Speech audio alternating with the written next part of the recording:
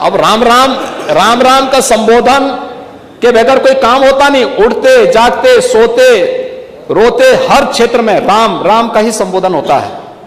लेकिन अयोध्या नहीं जाना है क्योंकि वोट बैंक पे असर पड़ जाएगा। तो वोट बैंक की राजनीति आप कर रहे हैं, हम लोग नहीं कर रहे हैं। ओह, मैंने कहा ना, अध्यक्ष जी ने आपको एक आमंत्रण दिया, आपने उसको नकार दिया। और अयोध्या आप जाना नहीं चाहते, ब्रिटेन तो आप अक्सर जाते ही हैं, ब्रिटेन तो आप अक्सर जाते हैं। और आपके टिकट कौन बुक कराता है ये भी आपको पता है। काशी में भी समाजवादी पार्टी की सरकार ने ताला बंद किया था और मथुरा में भी जन्मभूमि में पीछे जो पार्क है उसको आप लोगों ने ताला बंद कर दिया था। और ताला हमारी सरकार ने खुलवा, दोनों जगह ताले खुलवा दिए। मैं तो रात्रि को भी बिजनौर रुका था। अखिलेश जी कभी नहीं रुके होंगे क्योंकि उनको डर लगता था, पता नहीं कब हट जाए, कब पता नहीं चाचा कब कुर्सी हथिया लें। देखिए, मैं सोचता था कि अपने बजट भाषण में जब किसानों की बात आएगी तो नेता विरोधी दल अवश्य चौधरी साहब का स्मरण करेंगे। लेकिन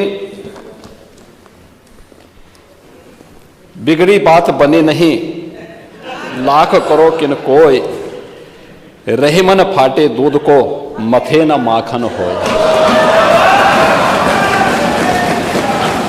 यह स्थिति आज उनकी हो चुकी है। कोई साथ में आने को तैयारी नहीं है क्योंकि सबको मालूम है कि पता नहीं कहां किसको धोखा दे दे। तो चाचा तो जानते ही थे कि इसलिए क्या होने जा रहा है।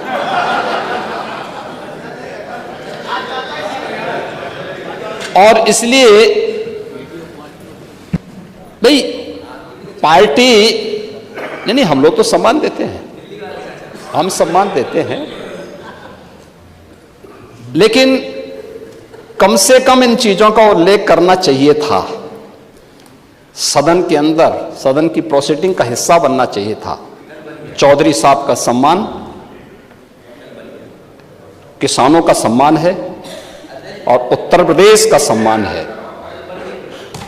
इसलिए बजट के अंदर जब अन्नदाता किसानों की चर्चा हो रही है तो कम से कम इन चीजों का उल्लेख कर देते तो अच्छा रहता। इसमें मुझे लगता है उनका भी सम्मान बढ़ता है। तो कम से कम इतनी जानकारी उनकी होनी चाहिए। 5 साल तक प्रदेश ने आपको यहां देखा है, झेला है, तो स्वाभाविक रूप से इतना तो आपको पता लगना ही चाहिए कि यह बजट आज के लिए नहीं तय हो रहा है, यह 1 अप्रैल से ये लागू होगा।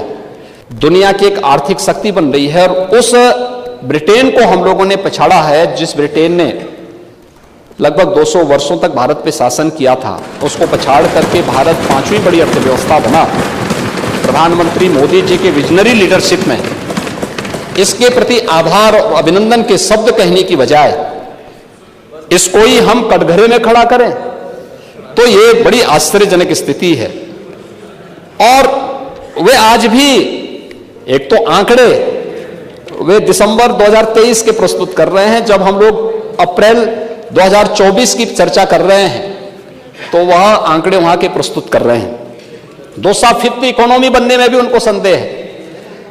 उत्तर प्रदेश हर फील्ड में नंबर 1 का बने, इसमें भी उनको आपत्ति है।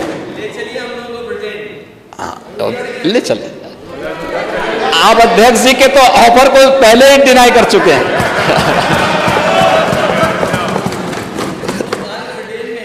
ओह, मैंने कहा ना, अध्यक्ष जी ने आपको एक आमंत्रण दिया, आपने उसको नकार दिया। और अयोध्या आप जाना नहीं चाहते, ब्रिटेन तो आप अक्सर जाते ही हैं,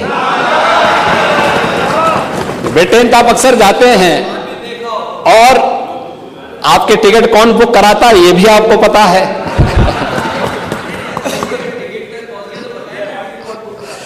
ट्रैवल एजेंट ही कराता होगा, ट्रैवल एजेंट ही कराता होगा। अरे कोई ना कोई ट्रैवल एजेंट कराता होगा। तो महोदय 5th इकोनॉमी में भी इनको संदेह है। उस पर हर्ष और गौरव होने की बजाय देश की आर्थिक महाशक्ति बनने पर, और याद रखना जो मैंने पहले कहा, मोदी जी के ही नेतृत्व में अगले 3 वर्ष में भारत दुनिया की तीसरी बड़ी अर्थव्यवस्था भी बनेगा। तीसरे कार्यकाल में तीसरी बड़ी अर्थव्यवस्था बनेगा। मुझे लगता है किसी को भी संदेह नहीं होना चाहिए, हर भारतवासी को गौरव की अनुभूति होनी चाहिए।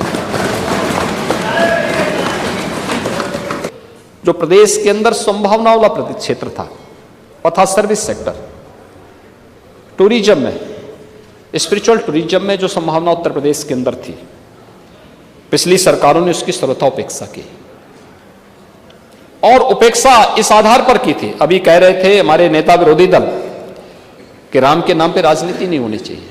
हमने तो कभी राजनीति नहीं की, राम तो हमारे आराध्य है, आराध्य के नाम पे राजनीति कैसे? उनका तो हम स्मरण करते हैं, और राम के बगैर कोई काम हो ही नहीं सकता। क्यों बाल्यान जी, आपके यहां संबोधन तो राम राम का ही होता है ना?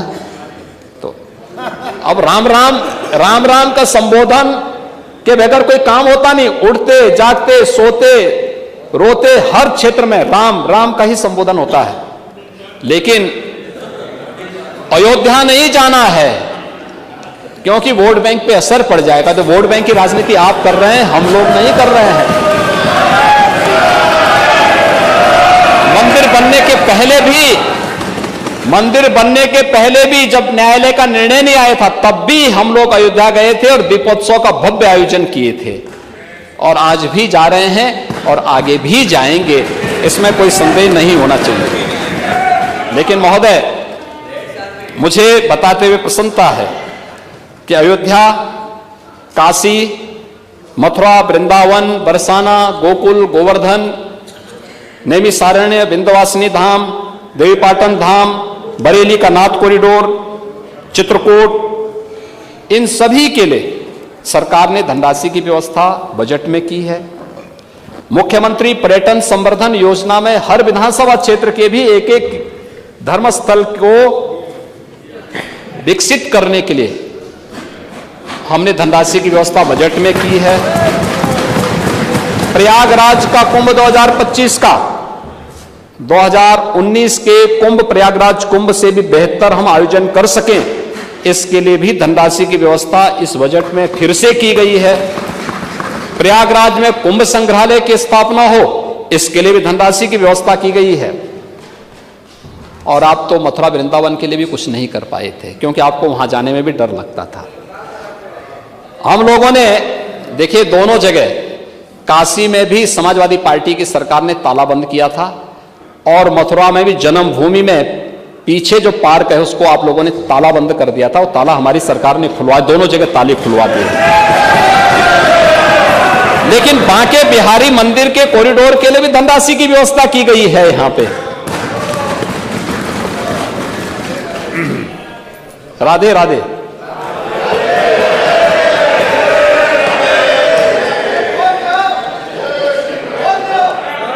निषाद राज गुहे सांस्कृतिक केंद्र श्रृंगेरपुर के लिए धनराशि की व्यवस्था की गई है, और आजमगढ़ के हरिहरपुर में भी एक संगीत महाविद्यालय के लिए धनराशि की व्यवस्था की गई है। महर्षि वाल्मीकि सांस्कृतिक केंद्र चित्रकूट के लिए भी धनराशि की व्यवस्था की गई है, और साथ साथ राजापुर तुलसीदास जी की जन्मभूमि के लिए भी धनराशि की व्यवस्था बजट में है।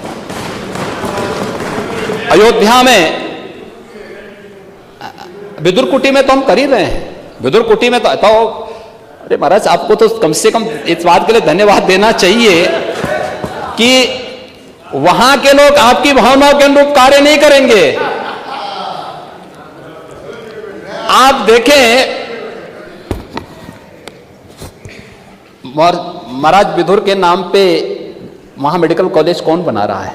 बन रहा है ना। और मैं स्वयं गया था वहां पे, विदुरकुटी पे गया था।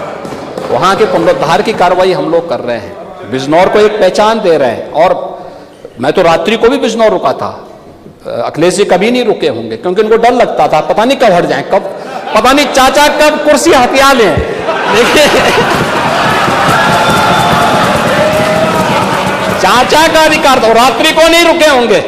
ना ना ना, मुख्यमंत्री पद से हटने के बाद मुख्यमंत्री रहते हुए कभी नहीं गए होंगे, ना नोएडा गए होंगे, ना बिजनौर गए होंगे। वीरांगना उदा देवी के लिए कह दीजिए। वीरांगना उदा देवी ने कहाँ के लिए? 36 अंग्रेजों को ही मारा था। पीपल के पेड़ पर चढ़ करके 36 अंग्रेजों को 1857 कहाँ पे? मनोहर, इसके लिए कह दिए। उदा देवी के नाम पे पूरी बटालियन बन रही है, बीएससी की पूरी बटालियन ही बन रही है। कराया है और लखनऊ के किले को भी हम ठीक करा रहे हैं, अन्य जगह के किलों को भी हम ठीक कराने जा रहे हैं। हमारे टूरिज्म के उसका पार्ट है, ये तो हेरिटेज टूरिज्म का हिस्सा है, वहां भी करने जा रहे हैं। आप चिंता में, आप भटकिए मत, आप सही रास्ते पे चलिए, बाकी सब ठीक हो जाएगा। और अरे आप इतने वरिष्ठ सदस्य हैं, अभी सुन तो लीजिए, मैं अयोध्या पे आ रहा हूं, अयोध्या के बारे में सुन तो लीजिए, हमारा किला। अयोध्या के बारे में कुछ सुन तो लीजिए। अयोध्या में रामायण और वैदिक शोध संस्थान के लिए भी धनराशि की व्यवस्था यहां की गई है। इंटरनेशनल सेंटर बनेगा अयोध्या में, अयोध्या के लिए हम वो भी करने जा रहे हैं। तो यह सरकार ने इसमें बजट की व्यवस्था की है। इन कार्यक्रमों को हम तेजी के साथ आगे बढ़ा रहे हैं।